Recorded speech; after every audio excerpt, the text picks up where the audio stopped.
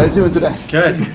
It's not like we've been talking off camera at all for any length of time. Happy to be here, Steve. We just did the whole interview off camera, so Exactly. try and remember everything. For the three of you, a lot of people are not going to know how you guys connected and how you landed the gig, so let's give a little background before we jump into things. So about 4 years ago, we received the script Project Almanac. Brad and I loved the script and developed it with the writers for like 2 years, maybe 2.5 years. And we're sitting having coffee with Jonathan Liebsen, who's directing Ninja Turtles. He said, "What are you working on?" I said, "We have this Project Almanac that we love. It's time travel in high school." He's like, "Who's the director?" I said, "We don't have a director. It's just kind of sitting there." He's like, you need to meet my cousin." Now, you hear that sometimes. You're like, sure, yeah. But, you know, I've known Jonathan for a very long time. And I'm like, "Your cousin, who?" He's like, Dean Israelite. I said, "Okay." He's like, "Trust me. He's the talent. Trust me." So we said to Jonathan, "All right, what has he shot?" He shot a short film. I said, "I'd love to see his short film." They sent over a short film that day. We watched it. And I think we reached out to you either that day or the next day, literally right after we talked to Jonathan, and called him, sent him the script. And then very, very quickly you came in to talk about it. You liked it enough that you came in and talked to us about it. And then we started developing it with Dean, with the writers. And then the magic happened when Dean went out one night with some actors at his apartment and shot a little scene from the script and cut it together and showed us basically what 1 minute of the movie could look like a great proof of concept for this movie. And when we saw that, we always knew it was a movie, and Brad and I were never going to let the script die, and it was one of those projects we always loved, but without Dean, there was no movie. And what the magic that he brought to that movie, just in that 1 minute that he went out and shot with his camera and his friends and the actors that someone helped him get, literally was the proof of concept we needed, and that's what launched the movie, and that's why we're sitting here today. And at the time, I thought they were still talking to other directors. I went to go do that and put together this presentation that, as Drew says, has this proof of concept, but also had concept art and storyboards that I cut together in an animatic. The party scene is still one of my favorite storyboard animatics I've ever seen. So, not in the movie, but wow, it was Wanamaker's Party. Anyway, come on. Anyway, but I did all of that because I thought they were still looking for directors. I thought they were talking to a whole bunch. So I did it to try and just get the job. We were talking to one director. Yeah. And that was it. And I'd done stuff like that previously to try land other jobs. And I basically burnt all my favors before I did this presentation. And so I was shooting it just with a bunch of friends who were helping me out at night in my apartment. Previous presentations I had done, I had pulled all these favors where I was shooting stuff on a red Epic on a soundstage somewhere. I couldn't do that for this. No, I completely By get the way, it. the scene he shot is in the movie. We reshot it with the actors from the movie, but it was so well executed. It's when he draws the smiley face on his neck. Oh, yeah?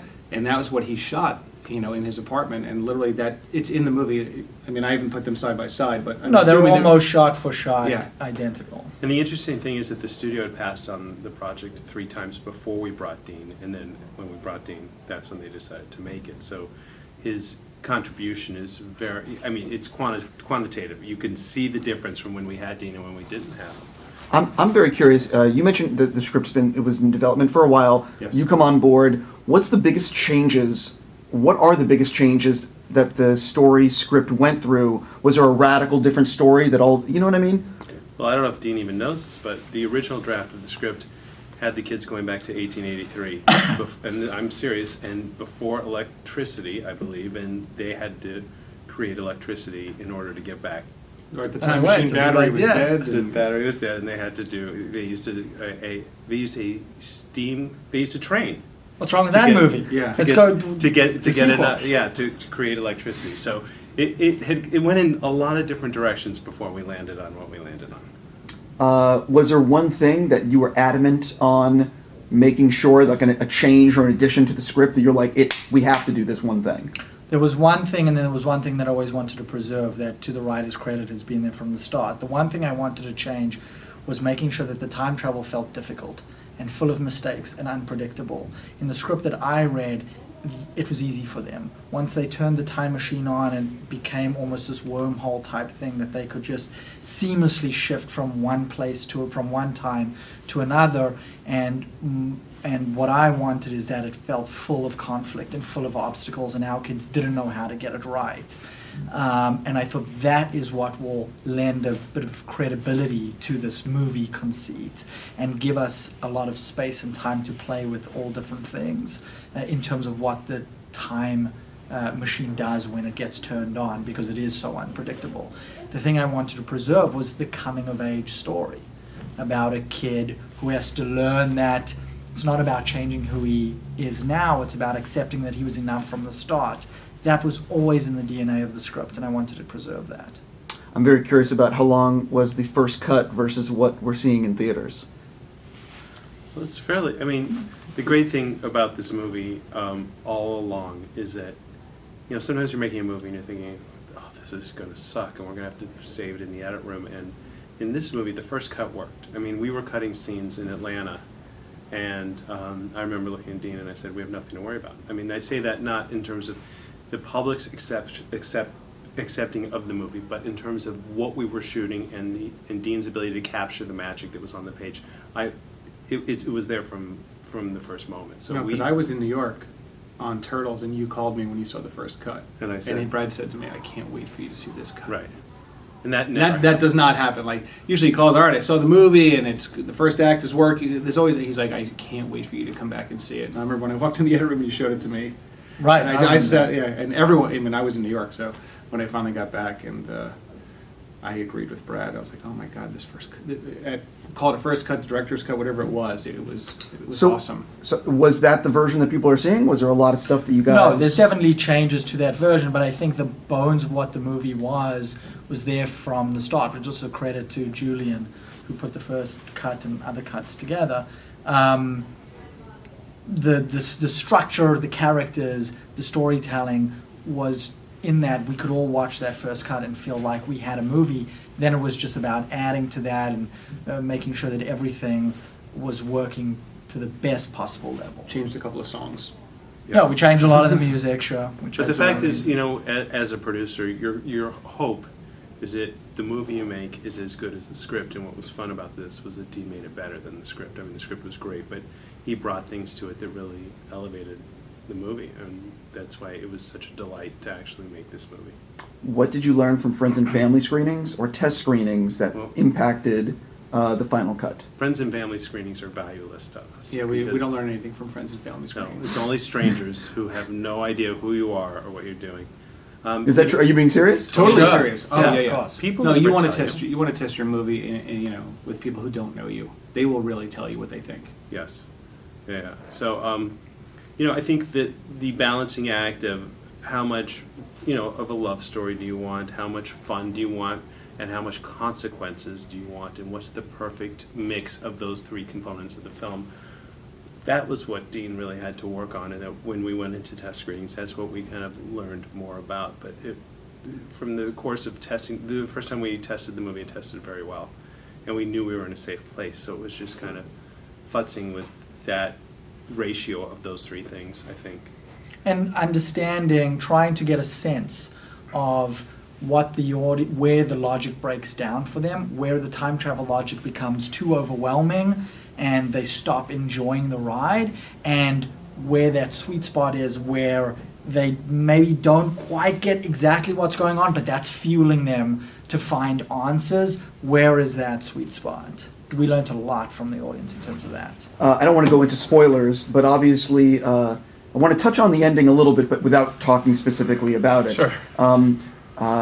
It ends in a way, like, at least some people survive, I'll say it like that, you know what I mean? That there's a possibility of doing more in this universe. And I'm just curious, was that always the intention with the ending, or did you talk a little bit about how that ending came about, and is the universe something you're still thinking about as to maybe further adventures? Well, all right, I'm sure that my and Drew's answer might be different from Dean's. For us, you know, we don't tend to make a movie and think about the sequel. We feel like, you know, we're lucky enough to just get the movie made, and hopefully the public responds in a positive way, and then if we're confronted with that option of having to go back, I can tell you without a doubt that we would love to do it, but we would want to do it with Dean. So it's in his lap. No pressure right now. Wait, are we signing the deal now? Or are we waiting for Steve to If you leave? want to, What do we do? if you want Right. to. That's the other Well, the movie does. paperwork is out of frame right now. Right. For me, the penultimate scene of the movie was in the draft I read. And that was the thing that allowed that coming-of-age story that I was talking about before to culminate in a way that I thought was very resonant and emotional. So as we were changing part of the plot and adding new scenes and playing with characters, we were always driving towards that scene. So the ending for me from the moment I came on is pretty much intact because it's the thing that allows the, I think, arc to finally work, really. Yeah, I mean, I want to talk specifically, but I'm going to Sure. run this before the movie comes out, so it's Okay. a catch-22. I really like the ending a lot, and I think you guys set up what can be something cool. You know what I mean? Sure. I can't get any more specific really, than no, that. don't. It sucks. You know what I mean? We'll talk a little bit about the collab. Everyone's working. The way people like to work can sometimes be different, and I'm curious if you could each talk about how you guys like to work. For example, maybe you like to do a lot of takes and they want to do 3. Or, do you know what I mean? Like, how was the collaboration process and how do each of you like to work together? Well, for us, I'm speaking for Drew now. Drew, cut me off if I'm saying something you don't like. But for us, the collaboration in this movie was different than any other film that we've made because as a found footage movie, there's a lot of jazz involved in this. It's not all just set and hit your marks and the camera's going to be in the right place. And that was a steep learning curve for me personally and for Drew. How do you shoot a found footage movie? What does that really look like? And are the actors holding the camera, or if the camera operator's holding the camera, is that what a 17-year-old kid is going to do? And something that we discovered is that, I have a 17-year-old son. He shoots video. It's pretty smooth. I mean, it's not that shaky. Do you know what I'm saying? And so where is the balance in that? And the process for us, that was the challenge in this film, was kind of figuring out how to do that, how to do the found footage aspect of it, right? Yeah, I mean, I think found footage always had, people would always call it like shaky camera.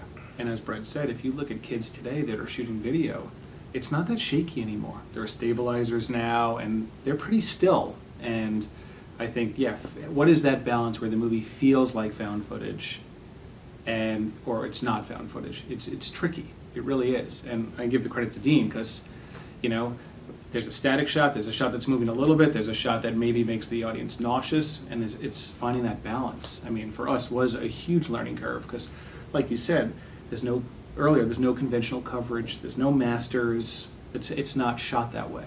It's shot with a character holding the camera. So going back to your initial question, how do we like to work? This was a real challenge for us because we'd never worked this way before. So this, we made a lot of movies, but this was the first one of this type, and it's interesting to kind of learn the same. You're doing the same thing, but you're doing it differently than you've ever done it before. For Dean, I'm very curious what this process has been like for you because the movie was originally going to come out last year, and you've sort of been waiting, and now it's finally that time where you get to release it. So what the hell has the last year been like for you? For me, because this is my first film, I don't know what it's meant to feel like.